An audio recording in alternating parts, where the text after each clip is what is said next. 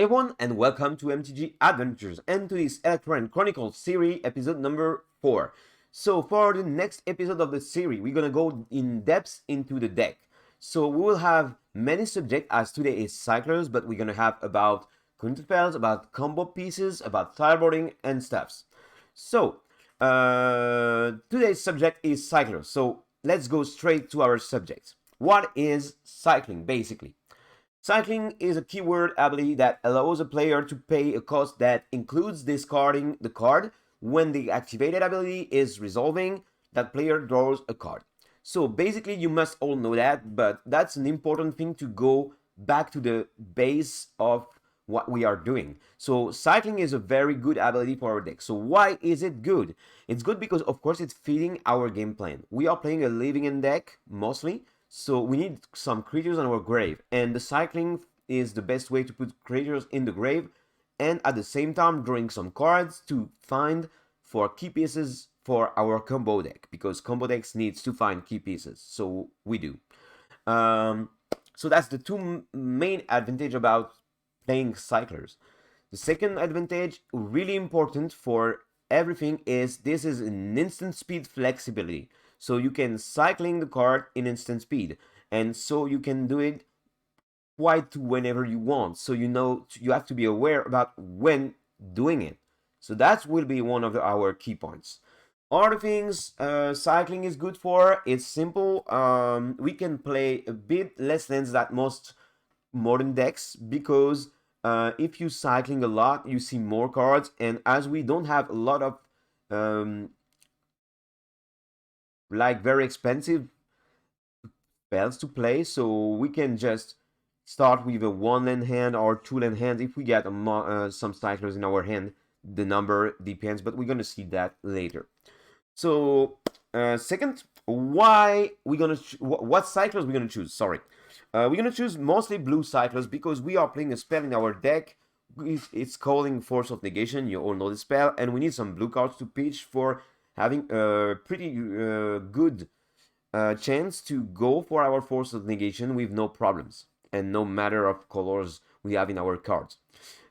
Second, blue cards have a lot of escape ability, and we're gonna need some escape ability with our cyclers. Means like flying, like scramble, like X-proof, some stuff like this, because we need to just have the most effective cards we can have in our deck. Also, we need some power, some strongest dude, because we need to kill our opponent with our cyclers. So I need like 4 strengths at least, except if we have a really good ability. We're gonna see that later.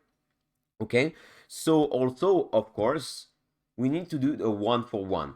Invest 1 mana to get 1 card in our hand, to draw 1 card. So if we can't draw our C 1 card for 1 mana, think about that. We're gonna need that later. So now let's move to the cyclers introduction, and beginning with the first one, Courier of Mysteries. This guy is basically the best one we have in our deck. That's just a 4/4 flying for 4 mana. So basically, it's a good guy to have in our deck. Always run 4 of those guys. No question about that. Just run 4. As I said, as it's a 4 mana cost card, we can really outcast this guy, and that's a really important thing in our deck, to be able to outcast one of our cyclers, because sometimes you're gonna have to face some 8s, and being able to outcast a 4/4 flyer 4/4, it's sometimes winning the game basically, because you're also playing kind of a control deck.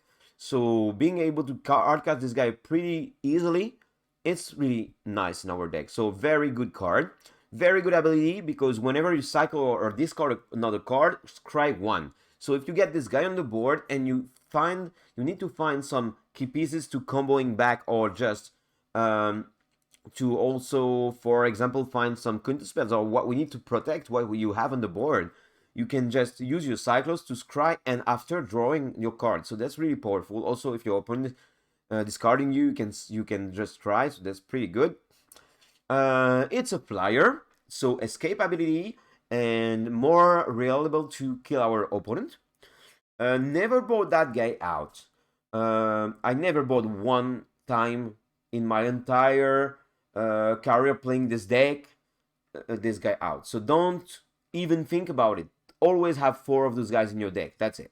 And finally, cycle him last. Why? Because of the reason we said before, as we can outcast this guy, and we are more likely to do it than other creatures we're gonna introduce after, cycle him at last. If you have the choice, of course. If you really need to, just cycle him before. But the order of cycling is mostly last for this guy. So let's move to the second one, Strip with a Winder. This is a 5/5 Serpent for 7 mana. Of course, a blue card. This is for me the strongest cycler we have in the deck in terms of power and ability.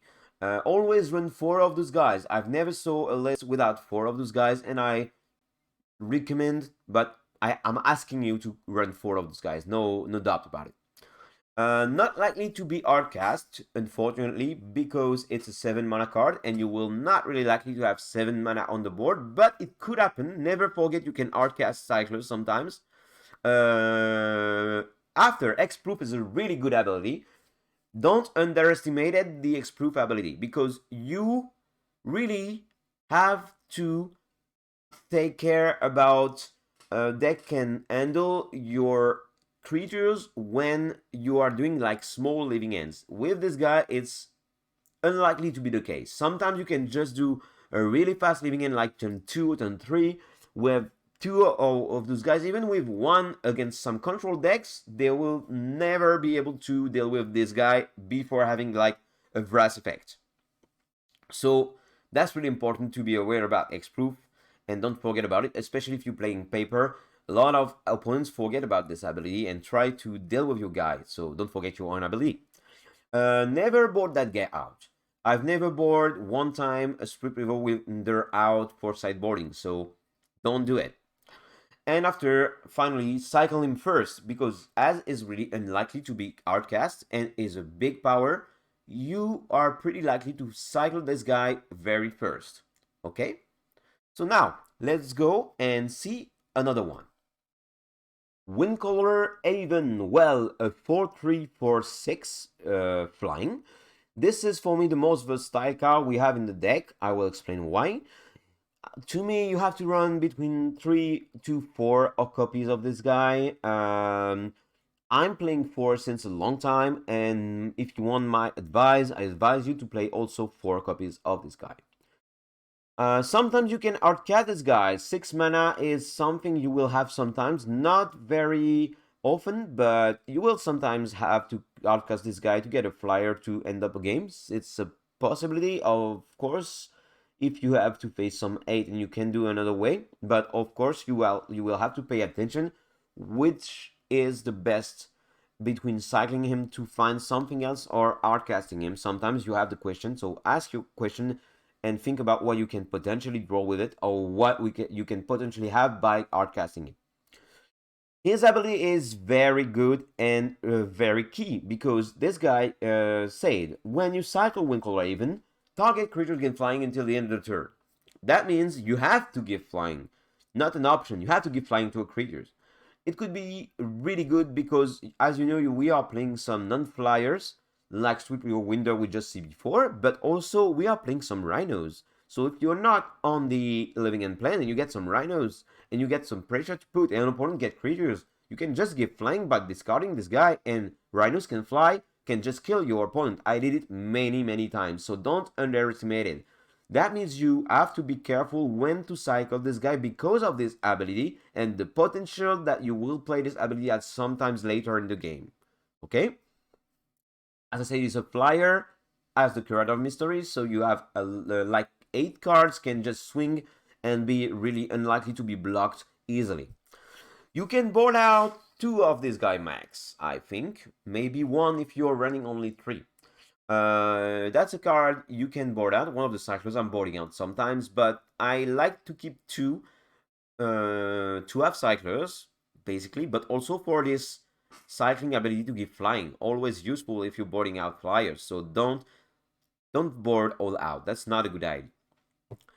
Be careful, this is a 3 darkness creature, so it takes bolt, and most importantly, if you're playing Anger of the Gods in sideboard, that's the only card you have in your deck as a cycler or as a combo piece like Rhinos, who will take the Anger and will die through it. So be careful about this. That was my first reason I didn't want it to play this guy, but the upsides are really better than this downside, but be aware about it.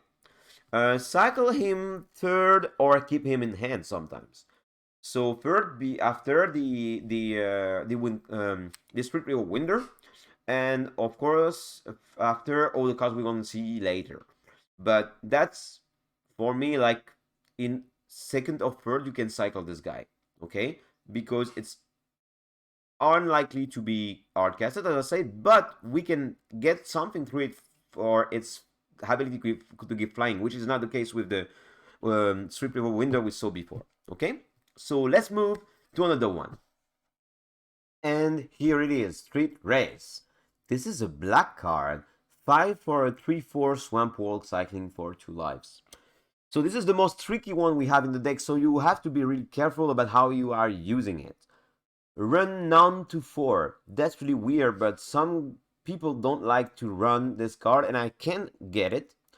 But, and 4 is maybe a little bit too much because of the amount of life you're gonna have to pay with it. And if you're facing some very aggressive decks, especially against Burnos deck like this, 4 will be a bit too much, and you will have some dead cards in hand. Also, because this is not a blue card, you don't want to have too much of those guys because you can't pitch it to Force of Negation. After this, my choice is to run 2 or 3. That's between those two. Sometimes I change, but that's between like those numbers. I like to run those guys. It's likely to never be hardcasted, basically, because this is a 5 mana and it needs 2 blacks, so you will never have black because you're not running black in your deck. But I say likely because never forget, if you get an Asphaltold at 5, you can hardcast this guy sometimes if you need it. That's some options you have to know and not forget about it and say, oh, I could have done that, but I never did it, so I forgot. Be aware about everything you can do with the deck. After, be careful, it costs lives. So that, as I said, be careful when you're cycling it against which kind of decks, how you do it. Swamp World could be an escape ability really good as flying against sometimes some decks are playing swamps, but if not, that's just useless, but sometimes it's just an extra ability, nothing to say about it. You can board out all of those guys if you need it, especially if you're fighting a deck which is really aggressive, and also against burn, you can board all of those guys out, that's no problem. Cycle him when you need to. Taking infos is important. So that means this guy is not following the rules like going first, second. This guy mostly you can just cycle him first, but you can also cycle him last. Depends about what you expect to draw and what you expect from your opponent. I will be more clear about this in example later in the video. But as I can say, this guy is really tricky because sometimes you need to keep him to just avoid to being discarded from other cards you will draw if opponents playing this card. Sometimes you have to just cycling him first because to know if you play your land tapped or untapped, because you can potentially draw another cycler or another card you want to play on. Also in the end of the turn, cycling first to get the better cycler or the better option you can add in at the end of have in the end of the turn. So that's really important to be aware about all the situation. You have to pay attention how to cycle this guy. That's it for him. So last one, Waker of Waves, 7 mana card, 7/7. So this is the largest guy we have in the deck. We're gonna run none to 3 of those guys. None is if you don't like the card. 3 is, I think, the highest amount you have to play in this deck, because 4 is a bit too much for this card. It's likely to never be outcasted because this guy is costing 7. It's practically the same reason as the Strip River Winder. You can outcast him maybe late in the game if you have a really sleepy game sometimes, but most of the time you will not outcast this guy. So it's typically a guy you can pitch to Force of Negation first if you need it. Also because it costs 2 to cycle. This ability is not exactly cycling because it's not written cycling. It's for 2, you discard Waker of Waves, you look at the top 2 cards of your library, put one of them into your hand and the other into your graveyard. This is a really good ability for our deck because we need to have some cards in our hand, price-size cards, so choose is really good. And also we need to have some cards in our grave sometimes, like other cyclers, for example. So this ability really good, but it costs 2. So that means you have to pay attention when you are casting it. It's really important because Modern is such a fast format these days, and that's why sometimes I just hesitated to put this guy in my deck because it's not just a 1-for-1. I mean, you see 2 cards for 2 mana, so that means we are following our rule to see 1 card for 1 mana. But you can separate it, so you have to pay the 2 at the same time. So this is important. So don't run too much and be careful about when you cast it. After, of course, it's digging for key pieces of our deck, kind of cantrip. We have a cool extra ability by creatures your opponent control gets -1, -0 against, for example, some tokens. It could be good. Okay. After, you have the fact that you can board out 3 max, I said. That means you can board all of those guys out. That's one of the cards you board out first when you are boarding out cyclers. After, I must say you can cycle him as you can, but on the tempo. That's the most important thing. As I said, it costs 2. It will be better to have 2-1 cycling cost cyclers than cycling this guy. If you have both options, always do first the two cyclers, okay? Because you will have 2 cards in hand, which is better to have 1 in hand and 1 in the grave. And you will also have 2 creatures in the grave, so it's always better. So be careful about the tempo you are cycling this guy. So that's it for the cyclers I wanted to talk. We run in the deck. Let's just see few cyclers who didn't make the cut, but we can just talk about them really quick. So here are all the cyclers didn't make the cut. So I'm not going to talk about all of them, but for example, didnt was a card we were playing before, but we replaced this guy by Windcaller even to get an escape ability, flying, which is more important than to have a 6 power card to me. And also, this is a red card cycling for 1 red, and the tempo of our deck is not really good for red cyclers. So that's the same for all the cards you see here cycling for red. Same for card cycling for 2. It's not doing a 1-for-1, so not that good. And you can have also some cards like the Servant or the Architect of Will, or we have just better things like the Stripcaller is just better, the Street Race is just better. So that's this card exists. I must mention it, but don't play those cards. Even Nimble Obstructionist, this ability of countering activated or triggered ability could be good, but honestly, the fact it's cycling for 3 is really too much. Like the Waker of Waves barely made the cut because it's seeing 2 cards and it's for 2. So this guy for 3, even if we can artcast it for 3 in flash, don't play that guy. We have best option now. So now, okay, that's what just to mention those cards. So now let's move to the next step of our subject of today. And now we are moving to a subject I know you're all interested in. So how many cyclers you should run in the deck? That's a question I ask myself a lot, and that's a question a lot of people ask me. So, to be clear, you have this thing. You have to run at least 14 cyclers. I will give you the numbers after to convince you, but for sure, 14, not less. When I mean 14, that means when you are playing the deck, even after sideboarding, you are likely to want 14 cyclers. After sideboarding, I can say 13 to 12 if you are not very reliable on your living end plan, but mostly 13, 14 cyclers in your deck, of course. So that means you have to keep the must-have. That means the 4 Card of Mysteries, the 4 Strip Level Winder, and the 4 Windcaller even. And I say 2 Street Race.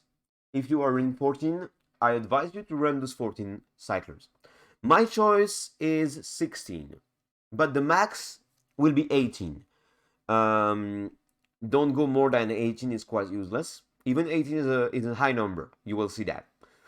16 for me, it's a good number. You have your staple like Character Mysteries, Stripcaller, Windcaller even, and you're playing 2 Street Race, not that much, and 2 Waker of Waves. So that means it's quite well balanced to me. If you go 18, I already tried that. It's really cool to play because you have the feeling of always have some good cyclers in hand. You just add 1 Waker of Waves and 1 Street Race. You can also just put the full package of Street Race, but too much aggressive decks. I don't advise you to play more than 3 Street Race. So that's my advice if you want to play 18 cyclers. So to be clear, this guide is just to build the deck how you like it. So you can try 14 if you want less. You can add 18, but you can try like me, like 16 cyclers. Okay? So, but you have to notice that if you want to run those amount of cyclers, you have to be aware about some numbers, you know? And to go into numbers, you want to know about the hypergeometric distribution statistics. Okay, it sounds a bit complicated, but that's not. I will put right in the description the link into a MTG Goldfish video talking about it in a general way, and also to the link of the tool to do the stats I did in this in this video. So listen to me carefully. If you are running 14 cyclers, you have in your opening 7 the chance to have 1 cycler or more are 86%. It's a decent amount. With 16 cyclers, it's 80%. With 18 cyclers, it's 90%. And with 18 cyclers, it's 93%. So in every cases, you will have a really good chance, like more than 3 games on 4. It will be, you will have 1 cyclers or more in your hand. That's really good. But when we're going deeper, with 14 cyclers in your opening hand, the fact that we have 2 cyclers or more will happen 52% of the time. That means half game, right? With 16 cyclers, it will be 60%, more than half game, like a decent more than half game, like 10%. And with 18 cyclers, it will be 68. So that means you will have a real decent chance to have 2 cyclers or more in your opening hand. And we are moving to having 3 cyclers in our opening hand. It's 20% only if you're running 14 cyclers, 27 if you're running 16, and 35 if you're running 18. So you can ask first, what is the ideal what is the ideal amount of cyclers you want in your opening hand? To me, the ideal number is 2 cyclers, 2 to 3, but 2 is perfect. If you have the right card with it, 2 is quite perfect to have. So having 60% to have it looks really nice to me. 52, it's like half of the time, but I prefer to have a bit more than half of the time, 2 cyclers or more in my hand. 68 is a lot, but I think 60 is enough. Okay? After when we are moving to the turns when we are drawing other cards, that means if you are running 14 cyclers on the turn 2, you have 60% chance to have 2 or more cyclers in hand. Okay? After drawing for your first turn when you are drawing. Let's say we are on a draw there. Okay? So turn 2, you will have when you are drawing, okay? Because so let's say we are on a play. So turn 2 you will draw a card, so you will have 60%. 69% if we are running 16 cyclers to have 2 or more cyclers in our hand in turn 2. That's a really good stat to me. 76% to have 2 cyclers or more turn 2 on the play with 18 cyclers. That's a really good stat too. Maybe that's a bit much, but I think this is a really good stat too. Now, the amount of chance to have 2 cyclers or plus on the play on turn 3 with 14 cyclers are 67%, which is pretty nice, but on turn 3. Modern is about turn 4 to 5 to see which player gonna be ahead in a general way. That's not always the case, but in a general way. So after that, we can say with 16 cyclers, it's gonna be 76% on turn 3 to have 2 or more cyclers. Yes, that's a lot, but we definitely need to have that on turn 3. Of course, with 18 cyclers, it's 82%. And that's pretty sure you will have 3 cyclers turn 3 with if you're running 18 cyclers. Okay? On the turn 3, the chance to have 3 cycler or more are 34% for 14 cyclers, 44%, so less than half of the time for 16 cyclers, and 54% for 18 cyclers. That's half of the time. So by turn 3, having 3 or more cyclers could be a bit too much. You need to find your key pieces. So I think be a little bit under half% of the time with 16 cyclers seems fine to me. And to finish, by turn 4, to have 3 plus, 42, 53, 63. So having half of the time turn 4, 3 or more cyclers seems fine to me. That's why I choose 16 cyclers. Okay? So those stats seems really important to know to see how many cyclers we're going to run. So don't run under 14 cyclers because of course you don't want to have turn 2 in an opening hand. You don't want to have, sorry, not turn 2, in an opening hand, you don't want to have less than 2 or more cyclers just half of the time. You want to have turn 2 at least 2 cyclers if you want to be reliable in your plan. So if you're running less than 14 cyclers, that means the stats of 52% in opening hand with 2 or plus cyclers will be lower than half of the time. So you don't want that. Okay? So I let you just look at those stats and think about it. That's really important when you are building a deck to be aware about the hypergeometric distribution stats. Okay? So now let's move to one other important subject. So now we're going to talk about the cycling order, which is one of the most important things in the deck with the number of cyclers you're running. So you have to be aware about the card I just introduced in the video and what they can do, what are the upside or downside. So that's why my general rule is to cycling first. Street Race, after Street Wonder, after Waker of Waves, after Windcaller, after Creator Mysteries. Windcaller in the Waker of Waves, it's a difficult spot because sometimes as you are running more Windcaller, you will cycle often Windcaller in the 3rd place, but it depends how many Waker of Waves you have in your deck, and also the tempo of your mana base at the very first turn. So cycling Street Race first, except on first turn.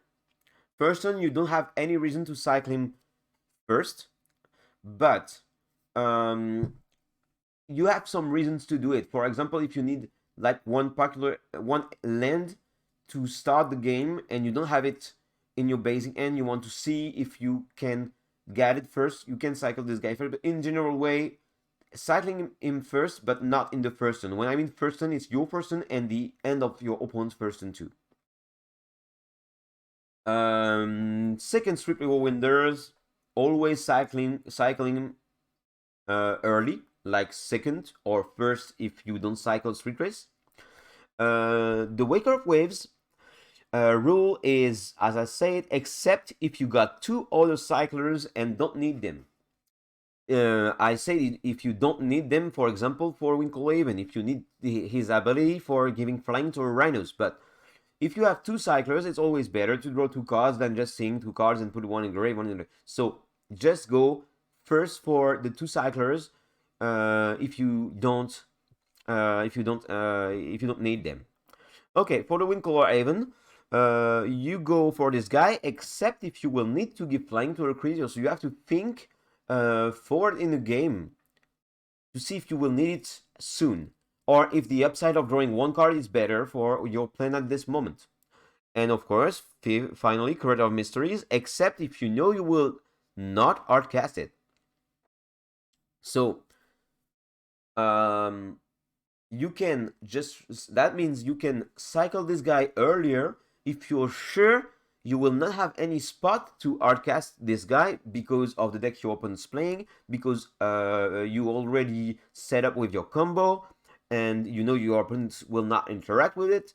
So that's the only reason that you can cycle this guy earlier. Other way, you just cycle him last because you're likely to hardcast it. Just respect this order. Even if you are far from outcasting it, we never know how the game can turn. So cycle him last, except just if you know you will not hardcast it for sure 100%. Okay, that's not really common, but sometimes it happens against particular matchups. Okay, so now let's move to a common situation you can face on the first turn.